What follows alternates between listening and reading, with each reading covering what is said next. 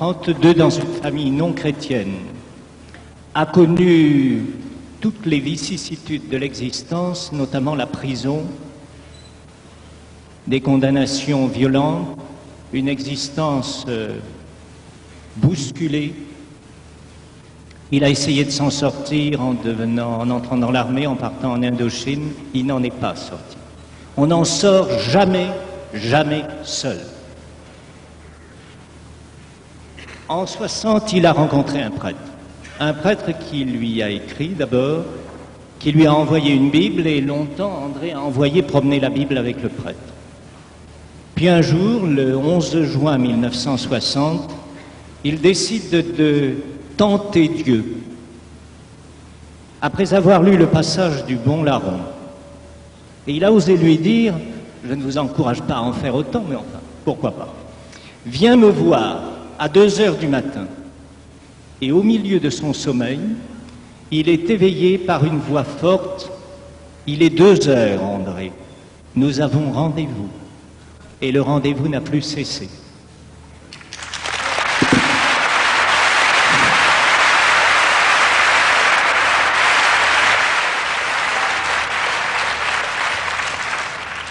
Tous ces applaudissements, nous les offrons à toi, notre Dieu, afin de nous donner les apôtres de l'an 2000 et les apôtres aujourd'hui présents.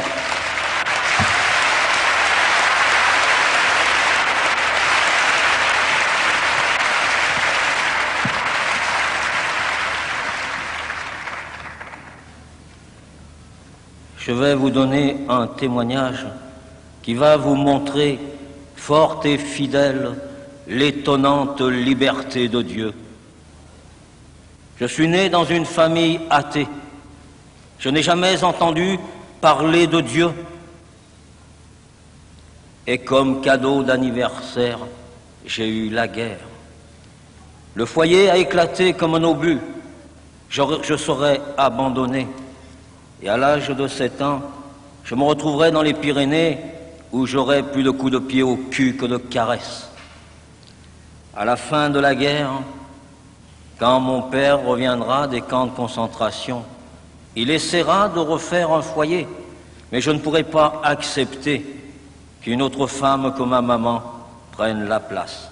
Et alors je vais fuguer du côté de Marseille, décharger des camions sur les quais de la Joliette.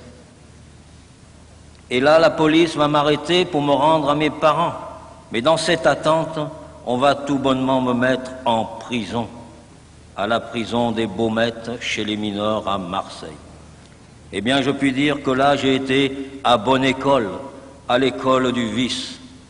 Et quand je serai rendu à mes parents, je vais fuguer, non plus pour aller travailler sur un quai de Joliette, mais pour mettre en pratique ce que j'ai appris dans ce centre de mineurs. Et alors va commencer une vie de délinquant, de petit délinquant. Et à l'âge de 15 ans, je serai condamné jusqu'à ma majorité, 21 ans, pour avoir fait une première attaque à main armée. Pour échapper à ces maisons de correction, bagnes pour enfants de l'époque, on nous donnait à l'âge de 18 ans à choisir, car il y avait la guerre d'Indochine et de Corée. Je me suis engagé, j'ai été blessé, rapatrié en France. Et l'armée, avec une pension dérisoire, me renverra vers mon trottoir. Et alors, avec des amis, je vais mettre en pratique ce que j'ai appris. Et alors va commencer une vie de grand délinquant. Je vais commencer les attaques de banques, de caisses d'épargne et autres. Je sauterai des années de cette vie pour arriver du côté de Laval, dans la Mayenne, en 1960. Là, je suis venu faire une affaire, comme à l'habitude, avec mes amis. Et sur un trottoir opposé, il y a un homme bizarrement vêtu, avec une grande robe noire. Et je dis à mes amis, qu'est-ce que c'est que ce pélandron? Est-ce un homme ou une femme? Mon ami me dira, va lui demander. Je crois que c'est un curé. Je vais traverser la rue et je vais m'adresser à cet homme en ces termes en lui disant, qui tu es, toi, un homme ou une femme? Et il va me regarder droit dans les yeux et il me répondra, Je suis un serviteur de Dieu. Et je n'ai qu'un patron, c'est Dieu. Car il a vu effectivement mes mauvaises intentions en traversant ce trottoir. J'ajouterais que ce bon curé, Paul Lézé, est toujours vivant et qu'il a 87 ans.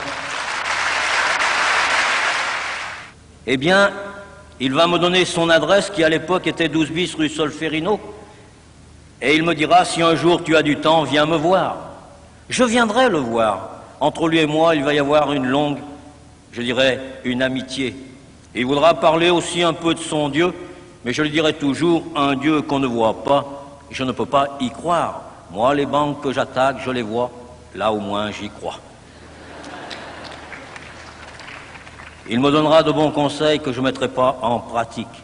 Et bien des années après, je serai arrêté. Tout ce qui avait bien marché, ce qui était bien huilé, va se détraquer et je vais être arrêté. Je dirais que je ne suis pas resté longtemps en prison car j'ai beaucoup d'amis à l'extérieur et je vais m'évader une première fois. Muni de faux papiers, de faux passeports, de faux visas, eh bien j'irai rejoindre des amis en Amérique du Sud et mettre sur pied un trafic de drogue. Quand je reviendrai dans les pays d'Europe, le désir me prendra de passer voir des amis en France et je serai arrêté. Et de nouveau, je vais m'évader. Cela va durer 3 fois. Alors l'administration pénitentiaire ou ministère, on va dire, il faut neutraliser ce fauve. Et effectivement, je vais comparaître devant une cour d'assises où je serai condamné à 15 ans de réclusion criminelle. J'ajouterai aussi que je suis passé par devant tous les tribunaux où j'ai commis des méfaits, si bien que la note de prison s'élevait à 120 ans. La chance que j'ai eue, c'est que la peine principale étant une peine de réclusion, une peine inflammante, les autres peines de correctionnel ont été confusionnées et il me resterait désormais 21 ans de prison à faire. J'irai dans les centrales les plus dures, je tenterai encore de m'évader en creusant un tunnel. Et puis alors, dans cette centrale de Clairvaux, eh bien, on va vite me transférer ailleurs. Pourtant, Clairvaux, c'était réputé pour les durs et les méchants. Il y avait marqué, d'ailleurs, sur le mur, quand on rentrait, le directeur nous faisait lire, ou lisait aux détenus qui ne savaient pas lire, « Ici, tu rentres comme un lion, t'en sortiras comme un agneau. » Eh bien, quelque temps après, il a été obligé de demander mon transfert, car il a dit « J'ai un loup dans ma bergerie. »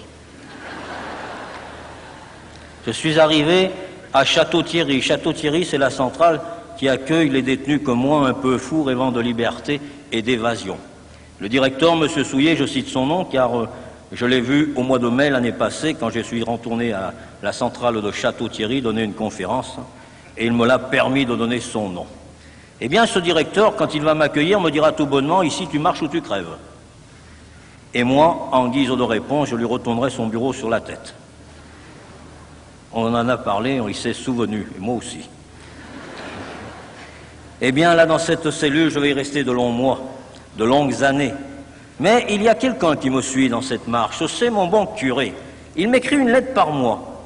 Il ne me parle pas beaucoup de Dieu, seulement un mot par lettre, ou 2. André, pense à Dieu. Et il me laisse avec ce point d'interrogation. Sur une autre lettre, il dira, André, Dieu est dans ta cellule. Et sur une autre, Dieu existe. Et tous les mois, il y aura comme ça quelque chose. Il ajoutera même Dieu est bon. Alors là, j'avais bondi en disant, tu sais, si Dieu est bon, comment il se fait-il que je puisse attaquer des banques?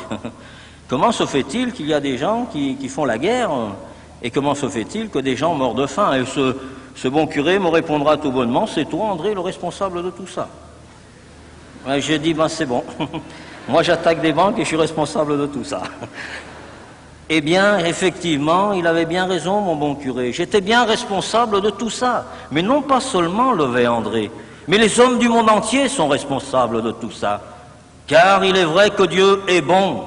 Dans son infinie bonté, il nous a donné un commandement. Aimez-vous les uns les autres, comme je vous ai aimé.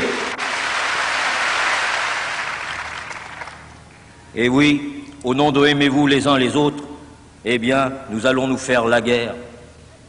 Au nom de aimez-vous les uns les autres, on va affamer des peuples. Et pourtant, Dieu nous dit de nous aimer. Ce bon curé à qui je disais, ici je tourne en rond dans cette cellule, je n'ai que 3 livres à lire, il va me dire, je vais t'envoyer un gros bouquin. Ce bouquin, tu pourras le lire tous les jours de ta détention. Tu pourras le lire aussi quand tu seras libre, Et il avait ajouté, chose étonnante, tu pourras le lire aussi quand tu seras mort. Alors là, j'ai dit, il est fada, ce curé. Qu'est-ce que je peux lire quand je serai mort? Et ce bouquin va arriver. C'était 4 gros évangiles reliés. Le surveillant qui va me l'apporter avec précaution, car il est vrai que j'étais tellement méchant qu'on se méfiait. Et ce bouquin, quand il va me le donner, il me dira, lis-le car il peut t'achazir. Il était passé à la censure, ce bouquin. Eh bien, effectivement, mon curé me dira, est-ce que tu l'as ouvert, ce bouquin? Je dirai non, je ne l'ai pas encore ouvert. Car effectivement, quand on va me donner ce livre, je dirai, mais de quoi ça parle? On me dira de Dieu, et je dirai, ça y est, le bon curé me balance son bon Dieu dans la cellule. Et alors, ce livre, il m'avait dit aussi, tu pourras le lire, mais tu pourras l'ouvrir comme ça, n'importe où. Alors je me suis dit, tiens, un livre qu'on ne lit pas de la première page à la dernière, bizarre. Mais un jour, effectivement, je vais l'ouvrir, ce gros bouquin. Ce que je dis là, en peu de temps, a duré des années, 10 ans. Quand je vais l'ouvrir la première fois, ce livre, je vais tomber sur un beau passage, les noces de Cana. C'est un grand banquet. Je dirais qu'ils ont tellement bu, ils ont bien mangé, mais ils ont trop bu. Ils n'ont plus de vin. Et là, il y a une dame, Marie, qui s'adresse à son fils, Jésus, et qui lui dit, tu sais, ils n'ont plus de vin. Jésus dira même, laisse-moi tranquille, mon temps n'est pas venu. Et cette maman confiante s'adressera aux serviteurs, aux gens qui sont là, et leur dira, faites tout ce qu'il vous dira. Effectivement, Jésus fera apporter les outres de pierre de l'époque, les fera remplir d'eau, et il dira, portez ça au maître de maison. Et quand ce maître de maison va goûter cette flotte, il va s'écrier, comment se fait-il que vous servez le vin et le meilleur en dernier? Alors là, je me suis dit, ça y est, mon curé, il a raison, ce bouquin, il est vachement chouette. De l'eau, du vin. Ça porte à sourire, mais à l'époque, moi, je ne souriais pas. Et en toute sincérité, je me suis tourné vers mon petit robinet et je l'ai ouvert. Et j'ai dit, mec, fais couler du vin. Il n'y a que de l'eau qui a coulé. Et quand j'ai dit ça à mon curé, il m'a dit, tu lis mal, André. C'est pas tout à fait ça. Et je l'ouvrirai encore, ce bouquin. Je tomberai sur la Samaritaine. Tiens, encore une histoire d'eau. Et là, c'était de l'eau de vie. Pour moi, c'était de l'agnole. Et encore après, ça sera Jésus marche sur les eaux. Tiens, chapeau, il marche sur l'eau. Et puis, je l'ouvrirai encore, je tomberai, ce Jésus guérit des malades. Alors à mon bon curé, je lui disais, il est médecin, ton Jésus. Plus loin, les paralytiques marchent, les aveugles y voient. Je dirais, mais il est chirurgien, ton Jésus. Et alors je tomberai sur le passage de Lazare.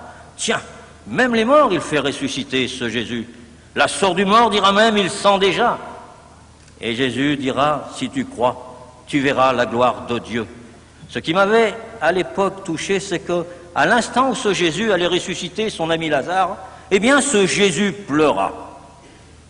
Et il criera d'une voix forte, Lazare sort.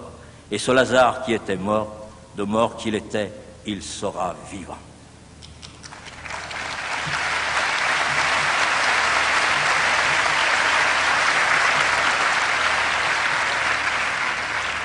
Ce bouquin encore, je vais l'ouvrir une dernière fois avant ma grande rencontre.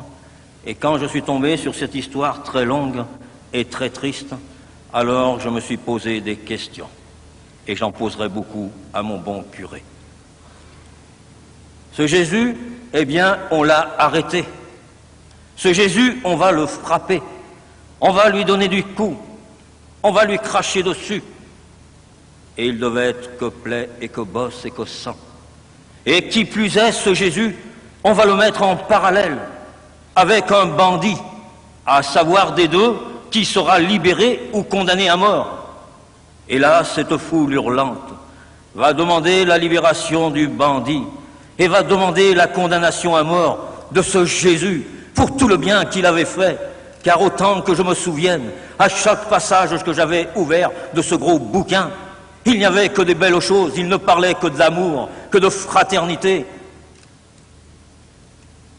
Eh bien, pour tout cela, ils te l'ont cloué sur une croix.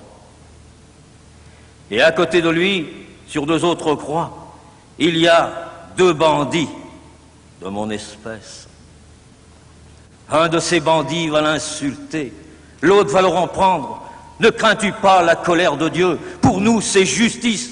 Mais lui, il n'a rien fait de mal.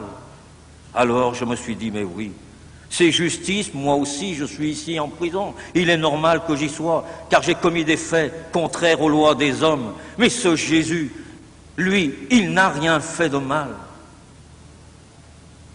Et alors j'ai écrit à mon curé en lui disant, je ne peux pas croire à cette histoire, car c'est pas possible qu'on puisse faire tant de mal à quelqu'un qui a fait tant de bien. Ce Jésus, je ne lui en veux pas, au contraire, je l'aime pour tout le bien qu'il a fait, mais je haïs tous ceux qui lui ont fait du mal. Et mon curé dira, André, ouvre-le encore ce bouquin, tu n'es pas loin de la vérité, mais il me faudra encore attendre longtemps. Et un jour que je suis là dans cette cellule, que je tourne en rond, que je n'ai plus de possibilité d'évasion, alors je me suis souvenu de ce bouquin, et je vais m'adresser à ce bouquin en ces termes en disant, si tu existes vraiment, si tu fais toutes les choses qui sont écrites là dans ce bouquin, eh bien alors, viens me voir, je te pose un rendez-vous, viens à 2 heures du matin, on sera tranquille, on pourra discuter. Et si tu es si costaud, moi je te demande qu'une chose, ouvre mes barreaux, que je me casse. Ce Jésus que je voulais comme complice pour une évasion, eh bien ce Jésus va répondre. Et je vais bien m'évader avec lui, tout en restant entre 4 murs. Voici comment. Ce 11 juin, dans la nuit de ce 11 juin au 12 juin, je vais m'endormir comme à l'habitude, face à ces barreaux, car je regardais toujours les barreaux avant de m'endormir, en espérant un jour les voir sauter. Et là, je vais m'endormir d'un sommeil profond, sans me souvenir de ce que j'ai demandé ou dit le matin. Et dans cette nuit, je vais être secoué. Je vais me lever d'un bond cherchant l'intrus qui est rentré dans ma cellule, prêt à bondir, à frapper, et il n'y a personne. Et c'est alors que je vais entendre ces paroles qui vont résonner en moi, très fort à l'intérieur de moi, aux oreilles comme dans un tunnel, et elles diront, il est 2 heures, André, nous avons rendez-vous. Alors je vais bondir vers la porte de la cellule, et le surveillant qui va arriver, je vais lui dire, mais qu'est-ce que tu viens me parler en pleine nuit? Qu'est-ce que tu viens m'embêter? Et le surveillant dira, je ne t'ai rien dit. Je dirai, mais quelle heure il est? Il est 2 heures. Je dirai, 2 heures comment? 2 heures juste. Alors je vais me retourner dans cette cellule, et j'aurai pas le temps de réfléchir longtemps, car la parole va reprendre encore plus forte intérieurement, et elle va résonner comme dans un tunnel dans mes oreilles, et elle dira, je suis ton Dieu, le Dieu de tous les hommes.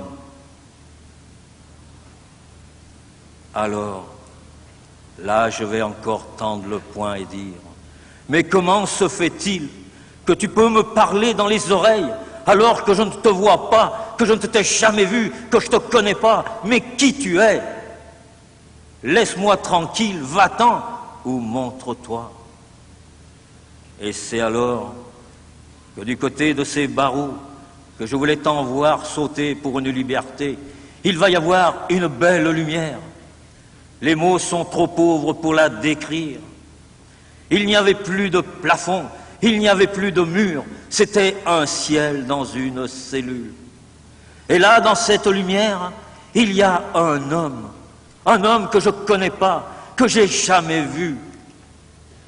Et alors, il va seulement me montrer des mains percées, des pieds percés, un côté percé. Et alors, je vais entendre ces paroles qui seront très fortes. Là, dans cette cellule, c'est aussi pour toi. Eh bien, c'est seulement à ce moment-là que les écailles de mes yeux, lourdes de 37 années de péché, vont vouloir enfin tomber et que je vais pouvoir voir clair. Et là, je vais comprendre en un éclair que je suis pécheur et qu'il est sauveur. Et pour la première fois de ma vie, je vais courber l'échine, je vais fléchir. Pour la première fois de ma vie, je vais tomber à genoux et je vais pleurer.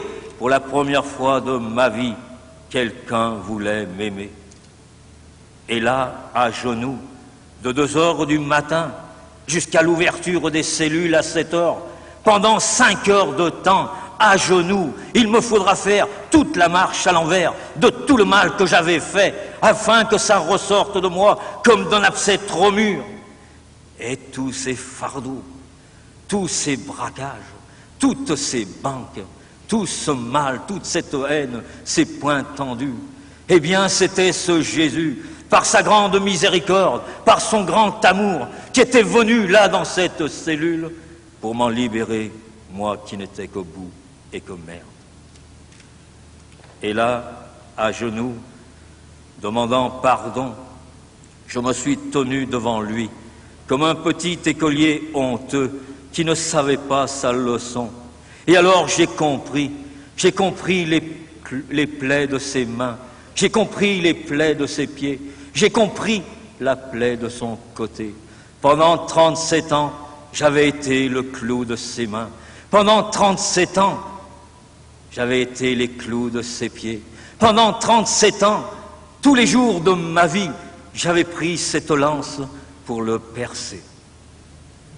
Et là, devant lui, tête baissée, j'ai demandé pardon. Les surveillants dans les coursives, monsieur le directeur, vont s'affoler et se dire, ça y est, il fait diversion, il veut s'évader. Eh bien, ils avaient raison, je venais bien de m'évader, je venais bien de faire ma dernière évasion, ma dernière cavale avec Jésus-Christ. Et cette évasion-là, cette cavale, eh bien, c'est la plus belle que j'ai jamais réussi, car cette évasion-là, personne ne pourra l'empêcher, personne ne pourra l'arrêter. C'est une évasion avec Dieu, Jésus-Christ et Marie pour l'éternité.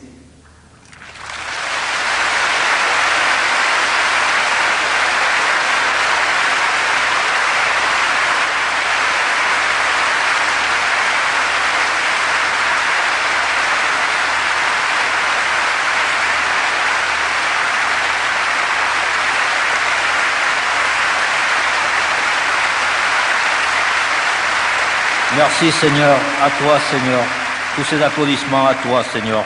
Je voudrais seulement ajouter, car je crois que je dépasse un peu mon temps, que désormais quand je suis sorti de prison, 6 ans après, car je suis encore resté 6 ans dans cette cellule, pour que cet artiste divin, ce Dieu, puisse en sortir de ce bloc de marbre, de ce bloc d'athéisme, le petit témoin que je deviendrai. Et quand je suis sorti de cette prison, eh bien je voulais être prêtre.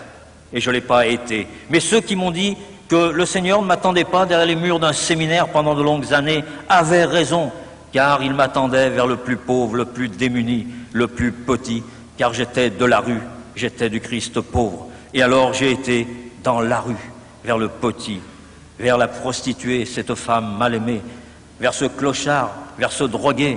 Et après je suis rentré dans les écoles, parce que les écoles, c'est important. C'est la société, ce sont les apôtres de demain, les apôtres de l'an 2000. Et c'est vous qui la ferez, cette société, ces apôtres de l'an 2000. Vous les ferez, oui, vous. Et vous ferez mieux que ne l'ont fait les anciens. Car quand je me retourne derrière moi, je ne suis pas fier de ce que j'ai fait, mais je ne suis pas fier de ce que nous ont légué nos anciens.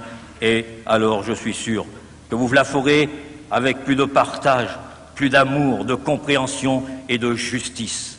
Et il y a 5 ans, de nouveau, je suis rentré dans les prisons, revoir mes frères détenus, faire une chaîne d'amitié entre ceux de dedans et de dehors. J'ai établi des correspondances et je puis dire que dans le 2e livre qui sortira au mois de mai, eh bien, vous comprendrez tout le travail que je fais avec Jésus-Christ, Dieu et Marie.